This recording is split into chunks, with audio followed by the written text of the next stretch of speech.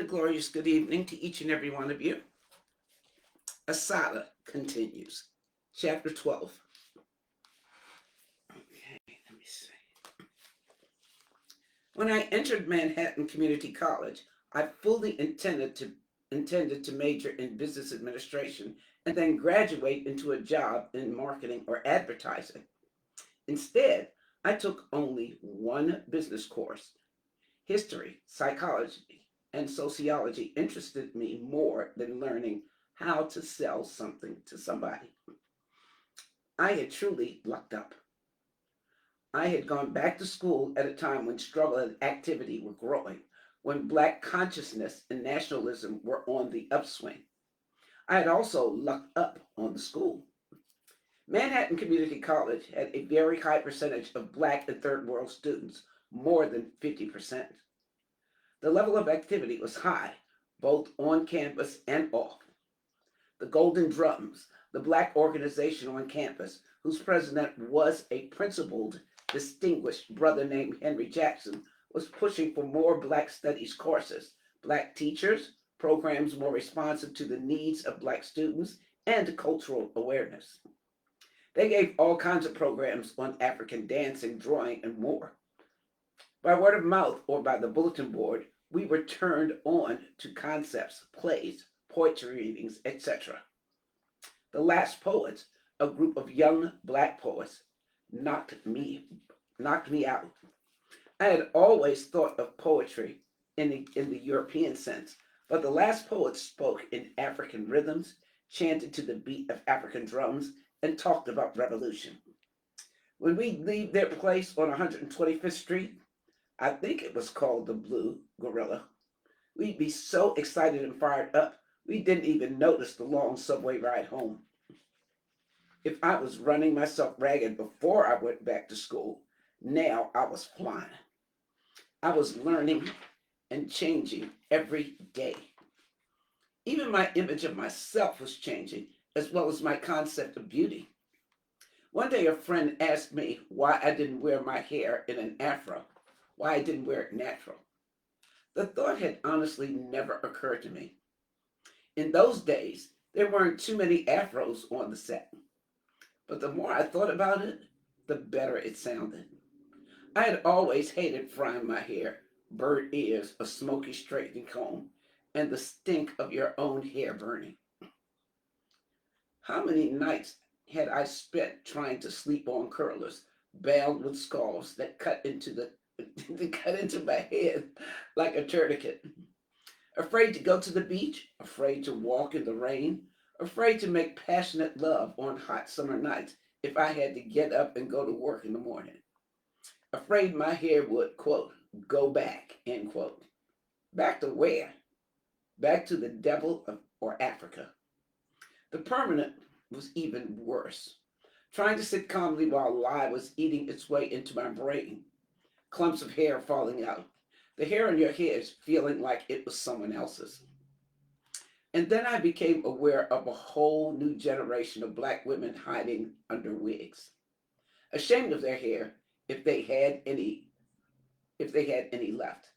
It was really sad and disgusting to me. At the time, my hair was combed, but the hairdresser said it was relaxed. To make it natural, I literally had to cut the conk off. I cut it myself and then stood under the shower for hours, melting the conk out. At last, my hair was free.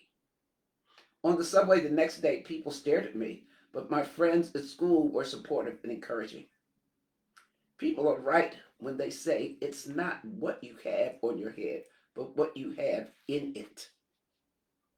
You can be a revolutionary thinking person and have your hair fried up, and you can have an afro and be a traitor to Black people. But for me, how you dress and how you look have always reflected what you have to say about yourself. When you have to wear your hair a certain way or when you wear a certain type of clothes, you're making a statement about yourself. When you go through all your life processing and abusing your hair so it will look like the hair of another race of people, then you are making a statement, and the statement is clear. I don't care if it's the curly conk, latex locks, or whatever, you're making a statement. It was a matter of simple it was a matter of simple statement for me. This is who I am, and this is how I like to look. This is what I think is beautiful. You can spend a lifetime discovering African style hairdresses. There are so many of them, and so many creative natural styles yet to be invented.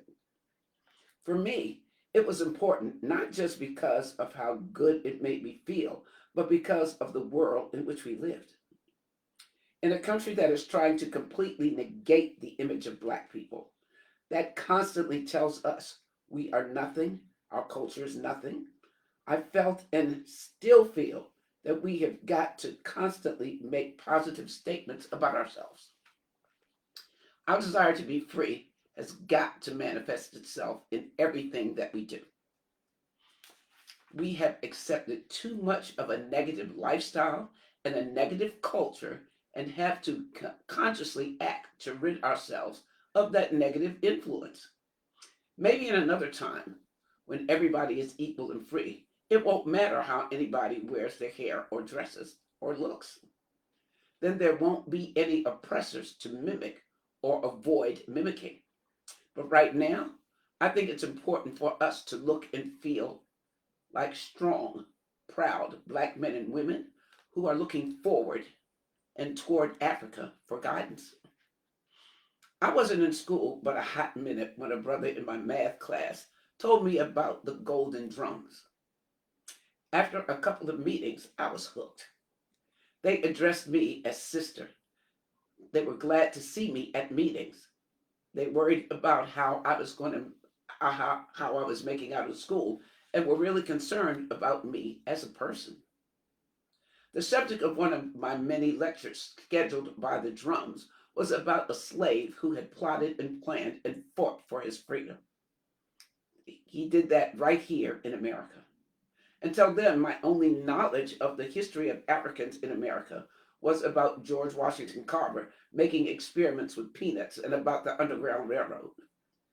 Harriet Tubman had always been my hero, and she had symbolized everything that was Black resistance for me. But it had never occurred to me that hundreds of Black people had got together to fight for their freedom. The day I found out about Nat Turner, I was affected so strongly, it was really physical. I was so souped up on adrenaline, I could barely contain myself. I tore through every book my mother had. Nowhere could I find the name Nat Turner.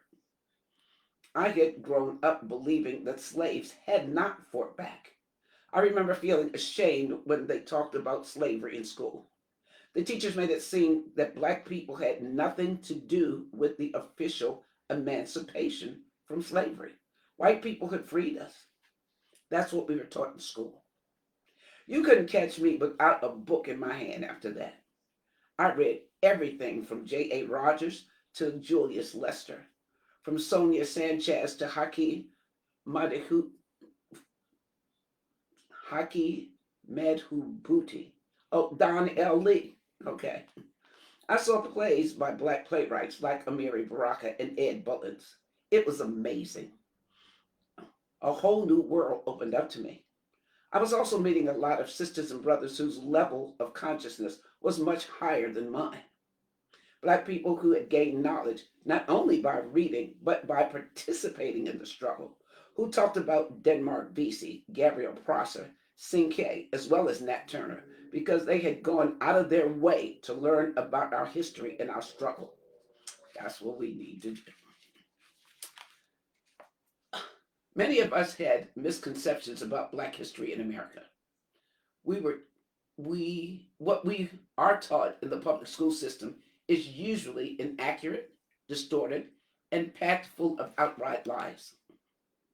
Among the most common lies are that Lincoln freed the slaves, that the Civil War was fought to free the slaves, and that the history of Black people in America has consisted of slow but steady progress, that things have gotten better bit by bit. Belief in these myths can cause us to make serious mistakes in analyzing our current situation and in planning future actions.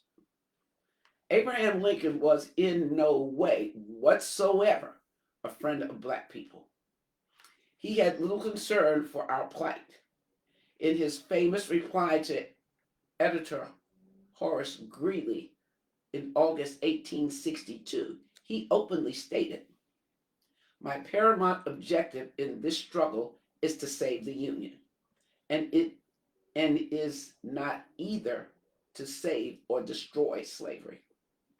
If I could save the Union without freeing any slave, I would do it, and if I could save it by freeing some and leaving others alone, I would also do that." Lincoln was elected president in 1860. Immediately afterwards, South Carolina had a convention and unanimously voted to withdraw from the Union. Before he had even been inaugurated, Florida, Georgia, Alabama, Mississippi, Louisiana, and Texas followed suit. In his inaugural speech on March 4, 1861, Lincoln said that slavery was legal under the Constitution and that he had no right and no intention to abolish slavery. He further promised to enforce the Fugitive Slave Act, which permitted Southern slave owners to reclaim their escaped slaves in northern states. What the law actually did was give any white man with a certificate of ownership the right to kidnap any free black man, woman, or child in the North and force them back into slavery. Because of this position, Lincoln received a great deal of criticism from black abolitionists. Ford Douglass, a runaway slave who accompanied Frederick Douglass on his anti slavery tours in the West, blasted Lincoln's position by saying, in regard to the repeal of the Fugitive Slave Law, Abraham Lincoln occupies the same position that the old Whig Party occupied in 1852. Here, then, is Abraham Lincoln in favor of carrying out that infamous Fugitive Slave Law that not only strikes down the liberty of every black man in the United States, but virtually the liberty of every white man as well. For under that law, there is not a man in this presence who might not be arrested today upon the simple testimony of one man and, after an ex parte trial, hurried off to slavery and into chains. On April 12, 1861, Southern troops fired on Fort Sumter, South Carolina, thus starting the Civil War. The response of the Northerners was electrifying. Millions who had been indifferent or lukewarm to the secession of the South jumped on the bandwagon to defend the Union. But the enthusiasm was short lived. They already viewed black workers in the North as competitors for their jobs, and the white Northerners, for fear of losing even more jobs to the blacks, refused to enlist in sufficient numbers for the North to win the war. When the draft law was enacted, tens of thousands of white workers in New York City took to the streets and brutally beat and murdered every black person they could find. It has been estimated that between 400 and 1,000 blacks were killed as a result of the so called New York draft law riots. Draft riots and the murders of blacks also took place in other northern cities. Lincoln had originally opposed blacks fighting in the Civil War, stating, "I admit that slavery is at the root of the rebellion, and at least it's sine qua non. I will also concede that emancipation would help us in Europe. I grant, further, that it would help somewhat at the North, though not so much, I fear, as you and those you represent imagine. And then, unquestionably, it would weaken the rebels by drawing off their laborers, which is of great importance. But I am not sure we could do much with the blacks. If we were to arm them, I fear that in a few weeks the arms would be in the hands of the rebels." Northern whites were more than happy at the prospect of black people fighting in the war. A popular verse published in the newspapers of the day reflected the sentiment of many Northerners. Some say it is a burning shame to make the niggers fight, and that the trade of being killed belongs but to the white. But as for me, upon my soul, so liberal are we here, I'll let Sambo be murdered in a place myself on every day of the year. It was not until 1863 that Lincoln, in fact, issued the Emancipation Proclamation. But the document had very little immediate effect. It freed slaves only in the Confederate States. The slaves in states loyal to the Union remained slaves.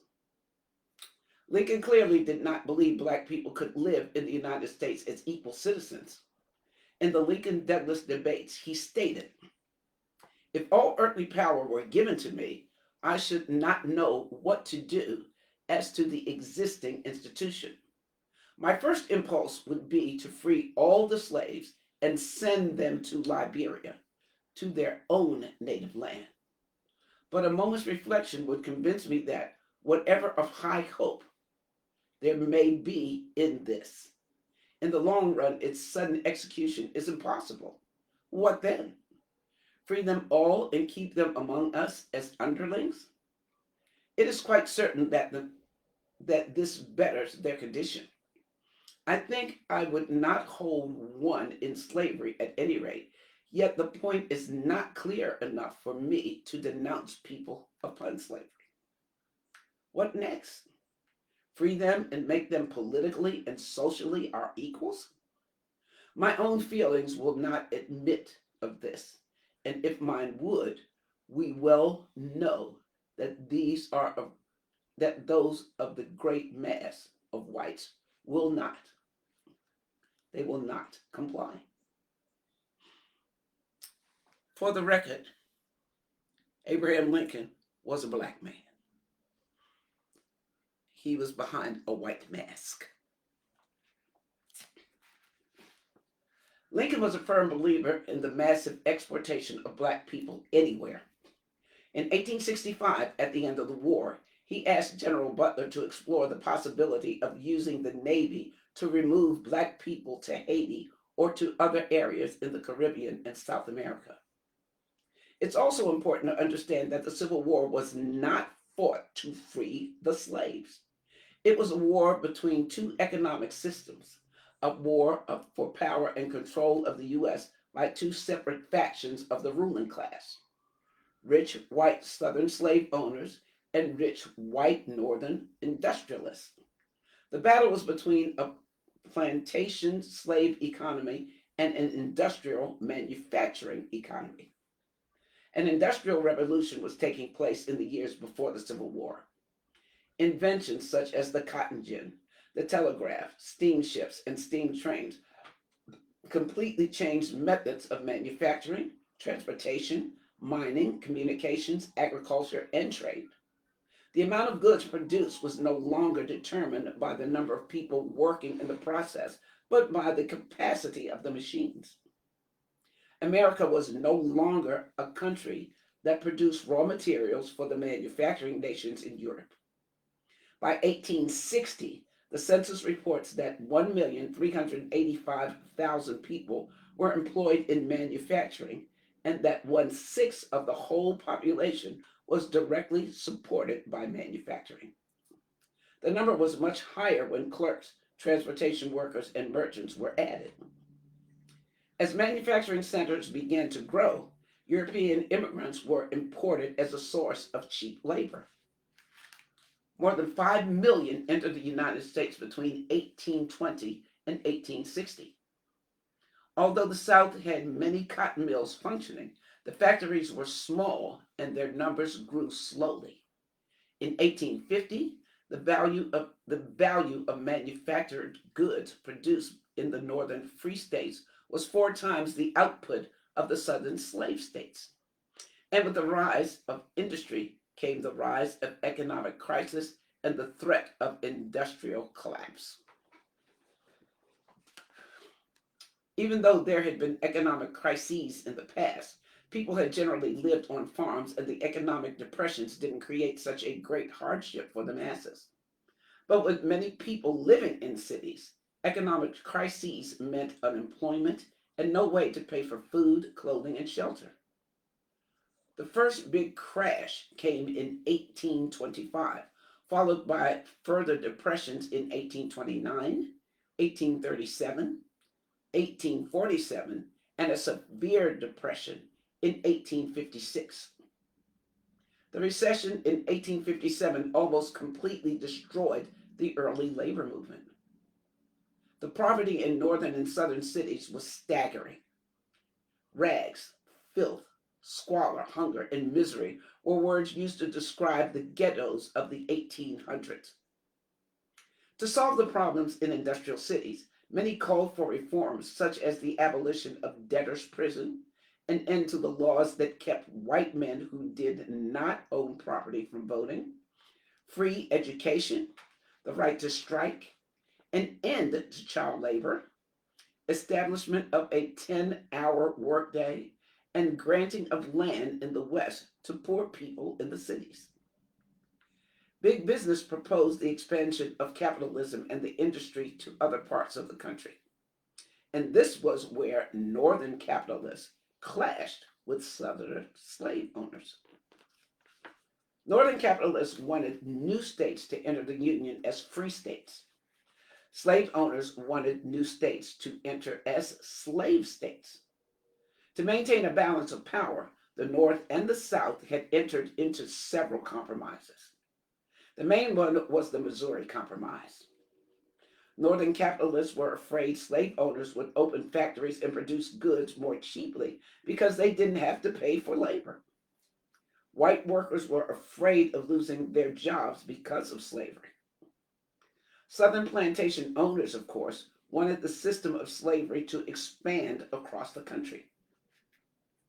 All the differences between the North and the South were economic, they were not moral. For capitalists to control the economy and the political system, the slave system had to be defeated. In 1856, the newborn Republican Party ran Abraham Lincoln, a former Whig, as their first presidential candidate, and he lost. In 1860, he ran again with a strong 3 point platform. Number one was to shut slavery out of the territories. Number two, to establish large protective tariffs. And number three, to enact a homestead law giving a medium sized farm free to anyone willing to till the land. The platform was designed to appeal to rich northern capitalists, poor white laborers, farmers, and abolitionists. For only a tiny portion of the population was the abolition of slavery a moral issue. And the overwhelming majority of the white people who supported the abolition of slavery or who fought in the Union's army did so because they believed it was in their interest, not for love or concern for black people. I was gradually becoming more active. I began to control my own life. Before going back to college, I knew I didn't want to be an intellectual spending my life in books and libraries without knowing what the hell was going on in the streets. Theory without practice is just as incomplete as practice without theory. The two had to go together. I was determined to do both. The major way I got hip to things was by listening to people. The black students going to Manhattan Community College belonged to every type of organization. There were black Muslims, there were Garveyites, Malcolm X's organization of African American Unity, members of various community and cultural organizations, and a few who were young Turks of the NAACP. We got together and talked about everything under the sun. I did a whole lot more listening than talking, but I asked questions about anything I didn't understand. Sometimes the discussions and debates got so heated that they lasted until 11 o'clock when night school ended and the building was being closed up. One of the first organizations I checked out was a Garveyite group that had a big hall on 125th Street. I had just read a book on Marcus Garvey. In fact, I had only recently learned that he existed. It was a shame. Here, he had headed up one of the strongest movements of black people in America, and I hadn't heard about him until I was grown. One of the brothers who was studying there invited me to a meeting. The meeting was upstairs. There seemed to be hundreds of chairs in the room. I arrived a little early and hardly anyone was there.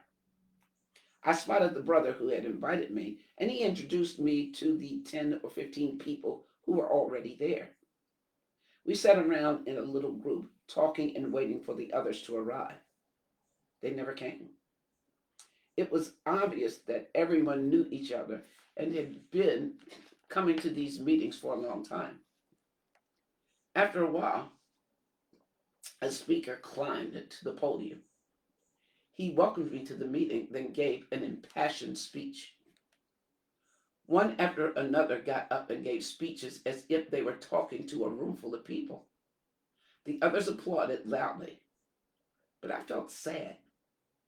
They were such nice people and so sincere, but their circle had grown so small they were reduced to giving speeches to each other. No movement can survive unless it is constantly growing and changing with the times. If it isn't growing, it's stagnant. And without the support of the people, no movement for liberation can exist, no matter how correct its analysis of the situation is.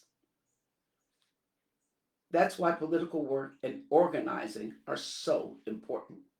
Unless you are addressing the issues people are concerned about and contributing positive direction, they'll never support you.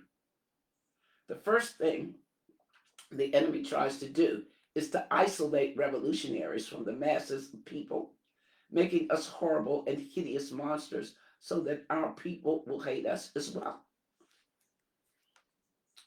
All we usually hear about are the so called responsible leaders, the ones who are, quote, responsible, end quote, to our oppressors. In the same way that we don't hear about a fraction of black men and women who have struggled hard and tirelessly throughout our country, we don't hear about our heroes of today. The schools we go to are reflections of the society that created them. Nobody is going to give you the education you need to overthrow them. Nobody. Nobody is going to teach you your true history, teach you your true heroes, if they know that that knowledge will help set you free. Schools in America are interested in brainwashing people with Americanism, giving them a little bit of education and training them in skills needed to fill the positions the capitalist system requires. As long as we expect America's schools to educate us, we will remain ignorant. Oh boy. The parents in the Ocean Hill, Brownsville section of Brooklyn, like black parents all around New York at that time, were were pushing for control of the schools in their communities. They wanted a say in what their children were being taught, in how their schools were being run, and in who was teaching their children. They wanted the local school boards to have hiring and firing power over teachers in their districts, but the city's Board of Education and the American Federation of Teachers was against that. A whole bunch of us from Manhattan Community College loaded on the subway and took the train out to the demonstration called by the Ocean Hill Brownsville parents. As soon as we got off the train, we ran into some students from CCNY. It seemed like the whole train had been heading for the demonstration, and it was just the kind of demonstration I like. An energetic sea of black faces, proud, alive, angry, disciplined, upbeat, and most of all, with that sisterly and brotherly kinship that I loved. Several of the parents spoke to the crowd, along with the black principal the parents had insisted on hiring. A black teacher, head wrapped in a gaitine, talked about the importance of black people controlling our schools. She made sweeping gestures with her bangled arms as she spoke. Everybody dug what she was saying. We were all high on the atmosphere. It seemed like a kinetic dance was boogieing in the air. When it was over, I hated to go home. There aren't too many experiences that give you that good, satisfied feeling, that make you feel so clean and refreshed as when you were fighting for your own freedom. Most of us felt that taking control of our neighborhoods was the first step toward liberation. We sat in the subway station tripping. When a train did come, we just let it pass. First, we would take control of our schools. Then, we would take control of the hospitals. Then, we would take control of the colleges, the housing, etc. We would have community controlled employment, welfare centers, and city, state, and federal agencies. Hold on for a minute, somebody said. Where are y'all going to get the money to run all this stuff? We'll take community control of the banks, someone else answered. You better take control of the army too, because those banks aren't going to just let you take their money lying down. We'll take control of the political institutions in our community. Then we'll take control of the congressional seats, the Senate seats, the city council seats, the mayor's office, and every other office that we can take control of. We'll take control of the political offices so that we can allocate money to the people who need it most. Y'all just wishing and hoping, someone said. You can control the social institution and the political institutions, but unless you control the economic and military institutions, you can only go but so far. Everybody just sort of got quiet, sitting there thinking, well, what are we supposed to do then? Just sit back and do nothing. Fighting for community control is just the first step. I can only go so far. What you need is a revolution. Everybody started talking about what the brother had just said. We were all confused, but we were all enthused as well. That was the one thing I dug about those days. We were alive and we were excited, and we believed that we were going to be free someday. For us, it wasn't a matter of whether or not. It was a question of how. We always started out talking about reform and ended up talking about revolution. If you were talking about anything except a few little jive crumbs here and there, reform was just not going to get it. I was long past the day when I thought that reform could possibly work, but revolution was a big question mark. I believed with all my heart that it was possible, but the question was always how. I had heard a lot about the Republic of New Africa and had promised myself to check it out. The provisional government of the Republic of New Africa advocated the establishment of a separate black nation within the United States to be made up of what is now South Carolina, Georgia, Alabama, Mississippi, and Louisiana. At the time, I thought the group was kind of wild and far out, but I got a good feeling being around them, and the idea of a black nation really appealed to me. The first time I attended a Republic of New Africa event, I drank in the atmosphere and enjoyed the easy audacity of it all. The surroundings were gay and carnival like. A group of brothers were pounding out Watusi, Zulu, and Yoruba messages on the drums. Groups of sisters and brothers danced to motherland rhythms until their skins were glazed with sweat. Speeches were woven between songs and poems. Vibrant sisters and brothers with big afros and flowing African garments strode proudly up and down the aisles.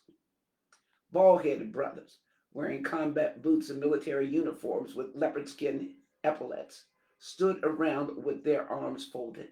They were looking dangerous. Little girls running and laughing, their heads wrapped with gailies, tiny little boys wearing tiny little dashikis. People calling each other names like Jamal, Malik, Keisha, or Aisha. Sandalwood and coconut incense floated through the air. Red, black, and green flags hung from the rafters along posters of Malcolm X and Marcus Garvey. Serious looking young men wearing jeans and green army field jackets passed out leaflets. Exotic, look, exotic looking sisters and brothers, decked out in red, black, and green, sat behind felt covered tables and sold incense, bead earrings, and an assortment of other items. Peace, sister, a voice said. Do you want to be a citizen? What? I asked, without the slightest notion of what she was talking about. A citizen, she repeated. Do you want to be a citizen of the Republic of New Africa? How do I become a citizen? Easy. Just sign your name in the citizen's book. That's all? Yeah. You want a name? A name? Yes, sister, a name. If you want an African name, just ask that brother over there to give you one. The brother she pointed to was wearing a long bubble with matching pants and a matching fez type hat. He was wearing various necklaces made of beads, bones, shells, and pieces of wood. His left ear was pierced, and his face was strained in concentration. The veins in his forehead were throbbing. Without giving it a second thought, I went over to have my name changed. The brother looked at me, asked me a couple of questions which I don't remember, and then began shaking a container furiously. He hurled out the contents, which turned out to be beads on a soft cloth. After a long, concentrated stare at the shells, and after glancing back and forth at me, the brother decided that my name was Bumi Oladeli. Oladeli. He spelled the name out to me as I wrote it down. Then I hurried over to the sisters' table and became a citizen of the new Republic of Africa. Bumbi Oladeli. I liked the way it sounded. Soft and musical. Kind of happy sounding. I filed my new name away in my pocketbook and continued sucking in the atmosphere.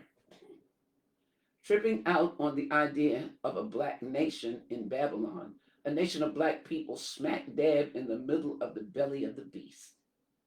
Imagining black youth flourishing and being nourished in black schools, taught by teachers who loved them and who taught them to love themselves.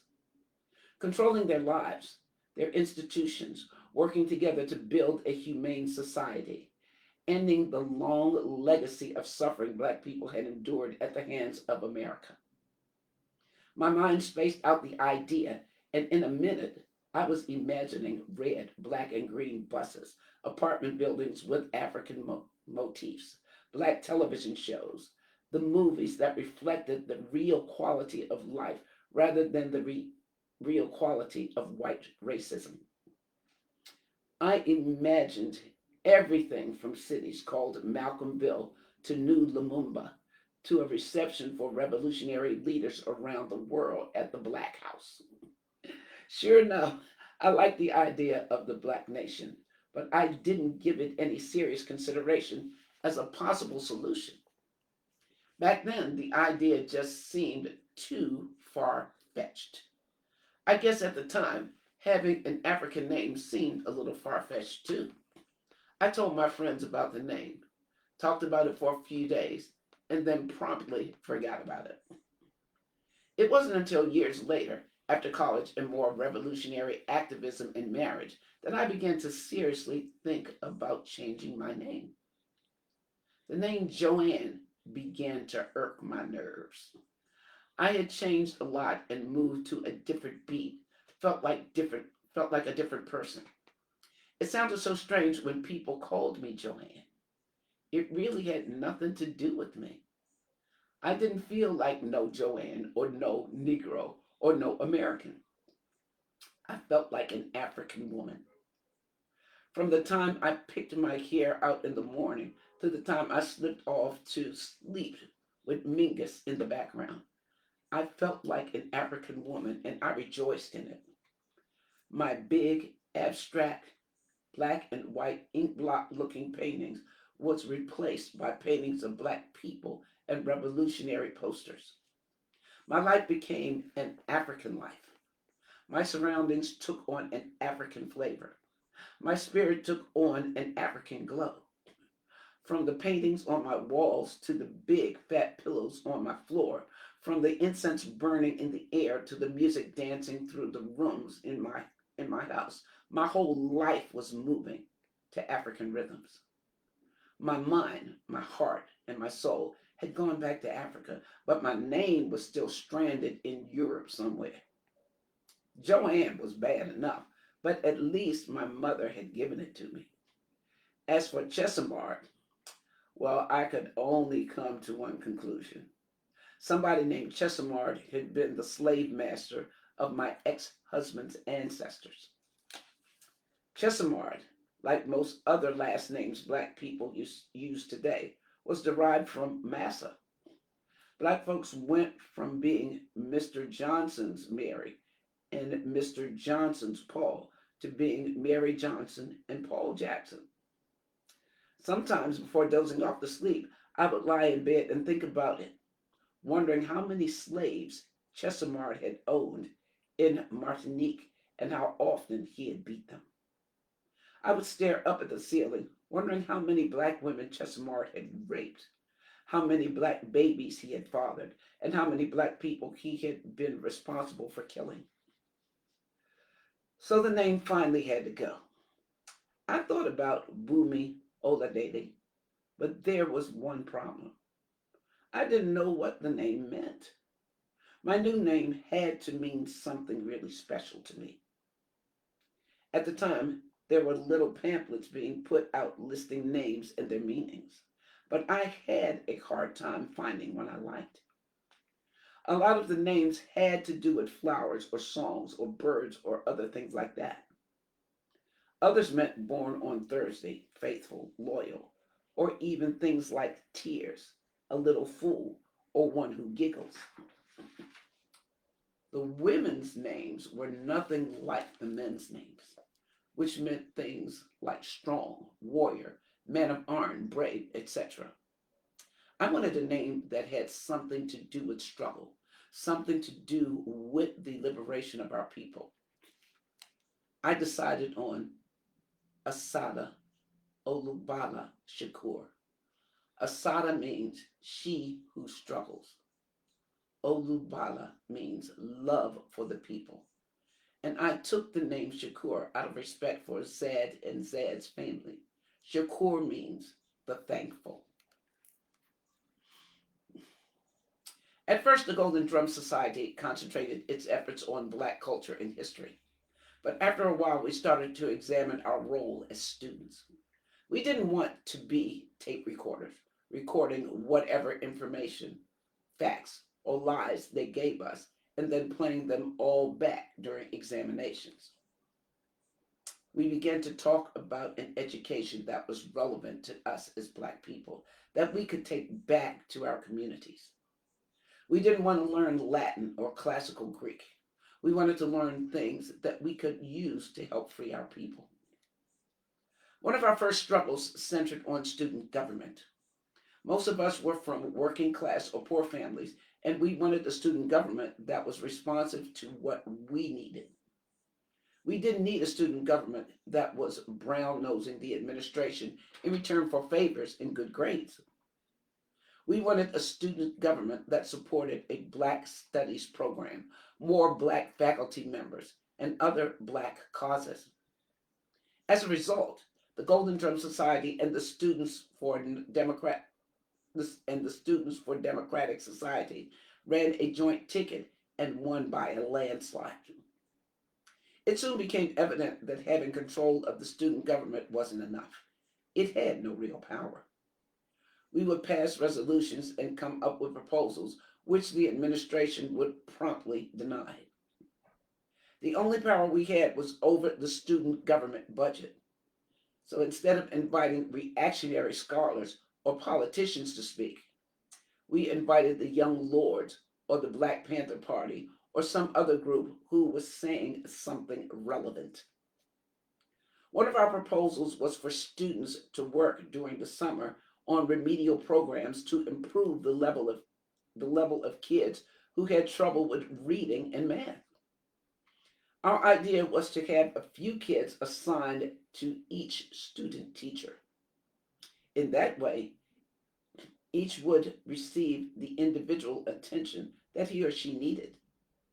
The academic curriculum was to be supplemented with the courses that would enhance the student's sense of self worth and give them more of a sense of their history. Student teachers would work with parents, visit the kids' homes, and create a kind of day camp by offering sports, trips, crafts, etc.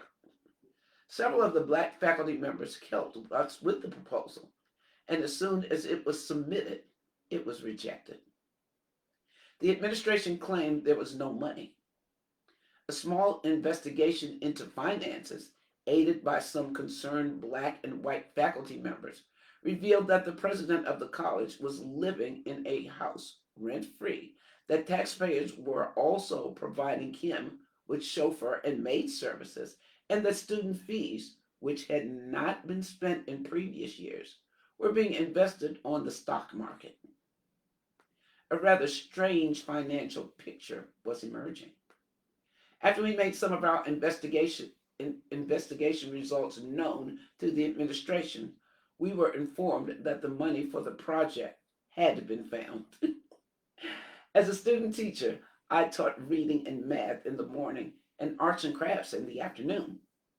The morning classes were tiny, while the afternoon classes were larger, combining various morning groups. The curriculum included Black history, dancing and drumming, physical education, arts and crafts, in addition to reading and math. There was an excursion every Friday afternoon. My mother thought my teaching, reading, and writing was a joke.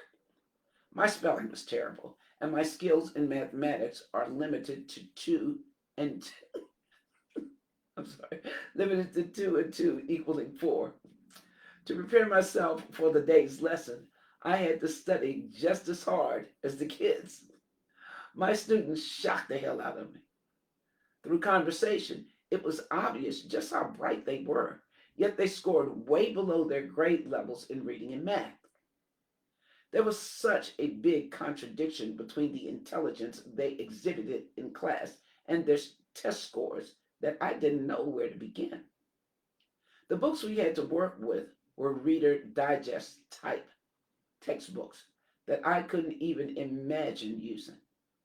I didn't even want to read those things, and I knew sure as hell that my students wouldn't want to use them as well. So every day I took the vocabulary out of those books and wrote a little story, something I thought the students would find interesting. Typed it on a stencil and read it off. I brought all kinds of books to school for them to read, and as long as they found the books interesting, those students would read until the cows came home. I was I was learning just as much as the kids. I found it oppressive playing teacher all the time, so every day I rotated the thing around. Everybody got to be the teacher for a while. It was also great for discipline, since if somebody acted up in your class, you were free to act up in theirs. Nobody wanted people to act up in their class, so everyone was more or less cool. In order to teach, each of us had to prepare our lesson and know what we were talking about. One of the boys in the class worked so hard on his lessons that he would just lay me out. I didn't know where he is, excuse me, I don't know where he is now or what he's doing. But if he isn't a teacher, it's a damn shame because he would have been a great one. He would cut out pictures and even make up math games for us to play. My class in the afternoon was usually exhausting. Clay, paint, paper mache over everything and everyone, especially me. The first days of the class, I wanted to do nothing but go somewhere and have a good cry. On the first day of the arts and crafts class, I had nothing really prepared, so I asked everyone to draw it themselves. When I looked at the drawings, I felt faint. All of the students were black, yet the drawings depicted a lot of blonde haired, blue eyed little white children. I was horrified. I went home and ransacked every magazine I could find with pictures of black people. I came in early the next day and plastered the walls with pictures of black people. We talked about what was beautiful. We talked about all the different kinds of beauty in the world and about all the different kinds of flowers in the world. And then we talked about the different kinds of beauty that people have and about the beauty of black people. We talked about our lips and our noses. We made African masks out of clay and paper mache, made African sculptures, painted pictures of black people, of black neighborhoods. Over the summer, I felt the classroom changing. The kids were changing, and so was I. We were feeling good about ourselves and feeling good about being with each other. I was so involved in working at the school that I had time for nothing else. If one of the students didn't come to school, I was at his or her house that very day, wanting to know why. I would go home and spend hours rewriting some story or preparing for the next day. Half the time, my mother would find me asleep with a book in my hands and all the lights on. I loved working with the kids and I loved teaching. My mother helped me quite a lot, and we grew closer than we had ever been before. I thought about becoming a teacher, but decided against it. For the first time, I became aware of what my mother had been going through all of those years trying to teach in New York schools. Most of these principals are caught up in a bureaucracy, and they force the teachers to be caught up in it too. They care more about what the teachers have written in their plan books than what they are actually teaching in the classroom. My mother was working in an environment where white teachers often showed a hostile, condescending attitude toward black children, and where some teachers thought of themselves as zookeepers rather than teachers. As much as I loved working with the kids, I knew that I could never participate in the Board of Education kind of teaching. I wasn't teaching no black children to say the Pledge of Allegiance or to think George Washington was great or any other such bullshit. That fall, the level of activity on campus surpassed anything that I had ever dreamed of. Large numbers of students became involved in the anti-war movement. It seemed that there was no time to catch up with all of the things that were happening. I would be at the construction workers demonstration one day and then marching with the welfare mothers the next. We got down with everything: rent strike sit ins, the takeover of the Harlem State Office building, whatever it was. If we agreed with it, we would try to give active support in some way. The more active I became, the more I liked it. It was like medicine. It was making me well and making me whole. I was home. For the first time, my life felt like it had some real meaning. Everywhere I turned, black people were struggling. Puerto Ricans were struggling. It was beautiful. I love black people. I don't care what they're doing. But when black people are struggling, that's when they are most beautiful to me. As usual, I was speeding. My energy just couldn't stop dancing. I was caught up in the music of struggle, and I wanted to dance. I was never bored and never lonely, and the brothers and sisters who had become my friends were so beautiful to me. I would mention their names, but the way things are today, I'd only be sending the FBI or the CIA to their doors. There are a lot of communist groups on campus. I had no idea at the time that there were so many different kinds of different kinds of communists and socialists. I had been so brainwashed I had thought that all communists were the same, that there were Marxists, Leninists, Maoists, Trotskyites, etc. Most of the so called communists I met weren't in any party at all, but they just related to the philosophy of communism. Most followed very different political lines and policies, and it was difficult for them to sit down and agree on the time of day, much less hatch up some communist plot. I was surprised to learn that there were all different types of capitalist countries and different types of communist countries. I had heard communist bloc and behind the Iron Curtain so much in the media that I had naturally formed the impression that these countries were all the same. Although they are all socialists, each Germany, Bulgaria, Cuba, and North Korea are as different as night and day. All of them have different histories, different cultures, and different ways of applying the socialist theory, although they have the same economic and similar political systems.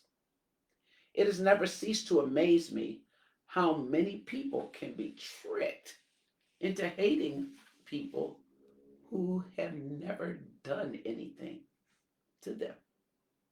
You simply mention the word communist, and a lot of those red, white, and blue fools are ready to kill. I wasn't against communism, but I can't say I was for it either. At first, I viewed it suspiciously as some kind of white man's concoction until I read works by African revolutionaries and studied the African liberation movements. Revolutionaries in Africa understood that the question of African liberation was not just a question of race, that even if they managed to get rid of the white colonists, if they didn't rid themselves of the capitalistic economic structure, the white colonists would simply be replaced by black neo colonists. There was not a single liberation movement in Africa that was not fighting for socialism. In fact, there was not a single liberation movement in the whole world that was fighting for capitalism. The whole thing boiled down to a simple equation. Anything that has any kind of value is made, mined, grown, produced, and processed by working people. So why shouldn't working people collectively own the wealth? Why shouldn't working people own and control their own resources? Capitalism meant that rich businessmen owned the wealth, while socialism meant that the people who made the wealth owned it. I got into heated arguments with sisters and brothers who claimed that the oppression of black people was only a question of race. Mm-mm, mm-mm. I argued that there were black oppressors as well as white ones. That's why you got blacks who support Nixon or Reagan or other conservatives. Black folks with money have always tended to support candidates who they believed would protect their financial interests. As far as I was concerned, it didn't take too much brains to figure out that black people are oppressed because of class as well as race, because we are poor and because we are black. It would burn me up every time somebody talked about black people climbing the ladder of success. Anytime you're talking about a ladder, you're talking about a top and a bottom, an upper class and a lower class, a rich class and a poor class. As long as you got a system with a top and a bottom, black people are always going to wind up at the bottom because we're the easiest to discriminate against. That's why I couldn't see fighting within the system. Both the Democratic Party and the Republican Party are controlled by millionaires. They are interested in holding on to their power, while I was interested in taking it away. They were interested in supporting fascist dictatorships in South and Central America, while I wanted to see them overthrown. They were interested in supporting racist, fascist regimes in Africa, while I was interested in seeing them overthrown. They were interested in defeating the Viet Cong, and I was interested in seeing them win their liberation. A poster of the massacre of My Lai, picturing women and children lying clumped together in a heap, their bodies riddled with bullets, hung onto my wall as a daily reminder of the brutality of the world. Manhattan Community College had not one course on Puerto Rican history. The Puerto Rican sisters and brothers who knew what was happening became our teachers. I had hung out all my life with Puerto Ricans, and I didn't even know Puerto Rico was a colony. They told us of the long and valiant struggle against the first Spanish colonizers and then later against the United States government and about their revolutionary heroes, the Puerto Rican Five, Lolita Lebron, Rafael Miranda, Andres Cordero, Irving Flores, and Oscar Collazo, each of whom had spent more than a quarter of a century behind bars fighting for the independence of Puerto Rico. Once you understand something about the history of a people, their heroes, their hardships, and their sacrifices, it's easier to struggle with them, to support their struggle. For a lot of people in this country, people who live in other places, they have no faces. And this is the way the United States government wants it to be. They figure that as long as the people have no faces and the country has no form, Americans will not protest when they end up in the Marines to wipe them out. I had begun to think of myself as a socialist, but I could not in any way see myself joining any of the socialist groups I came in contact with. I loved to listen to them. I loved to learn from them and argue with them. But there was no way in the world I could see myself becoming a member. For one thing, I could not stand the condescending, paternalistic attitudes of some of the white people in those groups. Some of the older members thought that because they had been in the struggle for socialism for a long time, they knew all of the answers to the problems of black people and all the aspects of the black liberation struggle. I couldn't relate to the idea of the great white father on earth any more than I could relate to the great white father up in the sky.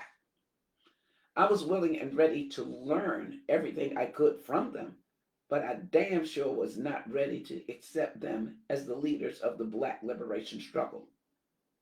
If you thought they had a monopoly on Marx and acted like the only experts in the world on socialism came from Europe, in many instances, they downgraded the theoretical and practical contributions of Third World revolutionaries like Fidel Castro, Ho Chi Minh, Agostino Neto, and other leaders of liberation movements in the Third World.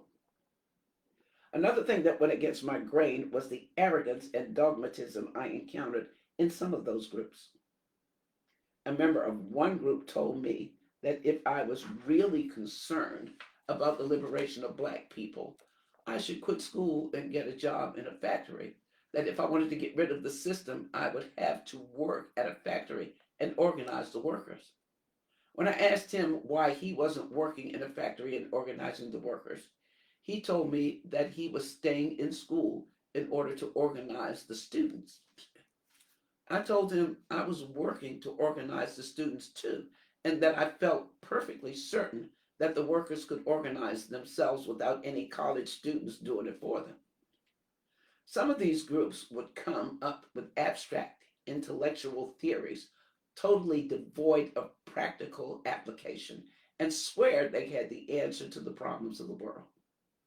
They attacked the Vietnamese for participating in the Paris peace talks, claiming that by negotiating the Viet Cong were selling out to the US. I think they got insulted when I asked them how a group of flabby white boys who couldn't fight their way out of a paper bag had the nerve to think they could tell the Vietnamese people how to run their show. Arrogance was one of the key factors that kept the white folks left and so uh, factional, factionalized. I felt that instead of fighting together against a common enemy, they wasted time quarreling with each other about who had the right line. Although I respected the work and political positions of many groups on the left, I felt it was necessary for Black people to come together to organize our own structures and our own revolutionary political party. Friendship is based on respect. As long as much of the white left saw their role as organizing, educating, recruiting, and directing Black revolutionaries, I cannot see how any real friendship could occur. I felt, and I still feel, that it is necessary for Black revolutionaries to come together, analyze our history, our present condition, and to define ourselves in our struggle. Black self determination is a basic right, and if we do not have the right to determine our destinies, then who does? I believe that to gain our liberation, we must come from the position of power and unity, and that a Black Revolutionary Party, led by Black revolutionary leaders, is essential.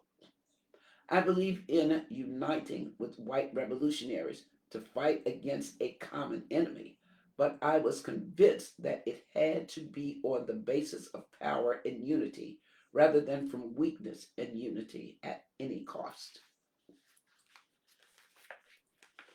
And ASSATA closes this chapter with a poem entitled To My Mama. To my mama, who has swallowed the American dream and choked on it. To my mama, whose dreams have fought each other and died. Who sees but cannot bear to see a volcano eating its own lava. To my mama, who couldn't turn hell into paradise and blamed herself. Who has always seen reflected in the mirror an ugly duckling. To my mama, who makes no demands of anyone because she don't think she can afford to. Who thinks her money talks louder than her womanhood. To my butch friend mama, who has always taken care of business. Who has never drifted hazily to sleep, thinking he'll take care of it. Who has schemed so much she often schemes against herself. To my sweet, shy mama, who is uneasy with people because she don't know how to be phony and is afraid to be real. Who has longed for sculptured gardens, whose potted plant dies slowly on the windowsill. We have all been infected with a sickness that can be traced back to the auction block. We must not feel guilty for what has been done to us. Only the strong go crazy, the weak just go along. And what I thought was cruelty, I understand was fear. That the hands stronger than yours and whiter than yours would would strangle my young life into oblivion. Mama, I am proud of you. I look at you and I see the strength of our people. I have seen you struggle in the dark, the world beating on your back, dragging your catch back to our den, pulling your pots and pans out to cook in, a mop in one hand, a pencil in the other, marking up my homework with your love. The injured have no blame. Let it fall on those who injure. Leave the past behind where it belongs and come with me toward tomorrow. I love you, Mommy, because you are beautiful and I am life that springs from you. Part tree, part weed, part flower. My roots run deep. I have been nourished very well. Okay, I'll see you all back before the week is out with chapter 13. Enjoy. It's 8:21. I'm out.